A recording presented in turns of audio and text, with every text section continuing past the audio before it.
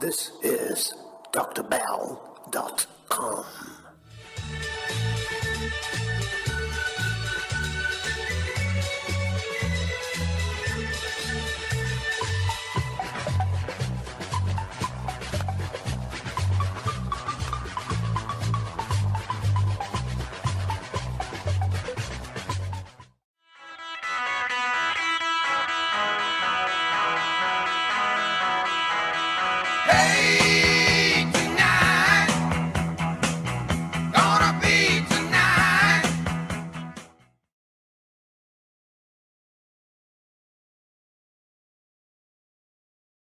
Joining us now, staff writer for The New Yorker, Adam Davidson. His piece is in the magazine's upcoming issue. It's entitled Donald Trump's Worst Deal.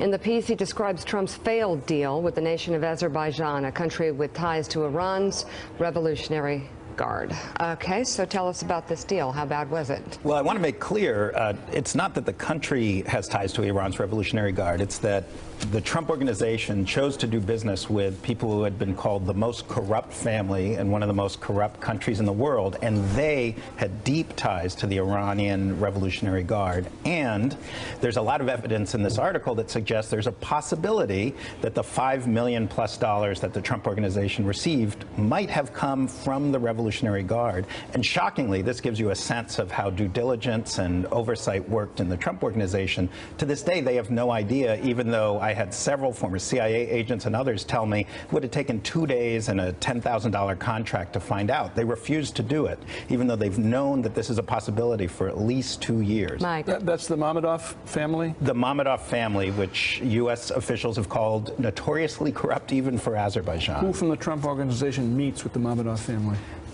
It was Ivanka led the deal. She was the person overseeing the deal. It was a large group of people. I don't want to name the lower level staffers, although I do know all their names. But Ivanka was the lead person on the deal. Joanna.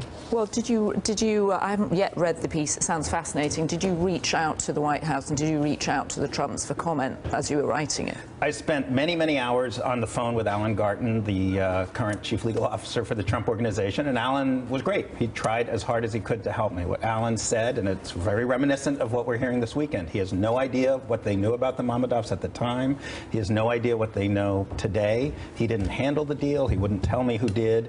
He wouldn't tell me how they made this decision or what information they have of any sort. The White House, I did talk extensively with them and with Ivanka's people. They declined to comment.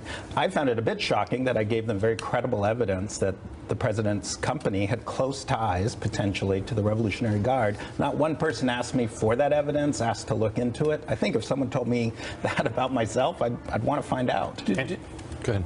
Did you find any evidence along the reporting trail that they reached out and tried to find out about the people that they were dealing with? None whatsoever. And I want to make clear, this is not a case of them knowingly going out of their way to make business with the Revolutionary Guard, but it is a case of the Trump organization doing business with people who were widely known to have ties to supporters of terrorism, enemies of the United States, and completely ignoring the most blatant warning signs, doing the deal. As one Trump official said, we did deals like that anytime we could, as long as a check was attached. For both sides, was it a pure profit play, or was there some other motive? I think it was a pure profit play, except for the Iranians. I think they were using this operation potentially for money laundering or other nefarious aims. All right, Adam, thank you very much. We have just a minute left. I want to get... Thanks for checking out MSNBC on YouTube, and make sure you subscribe to stay up to date on the day's biggest stories. And you can click on any of the videos around us to watch more from Morning Joe and MSNBC. Thanks so much for watching.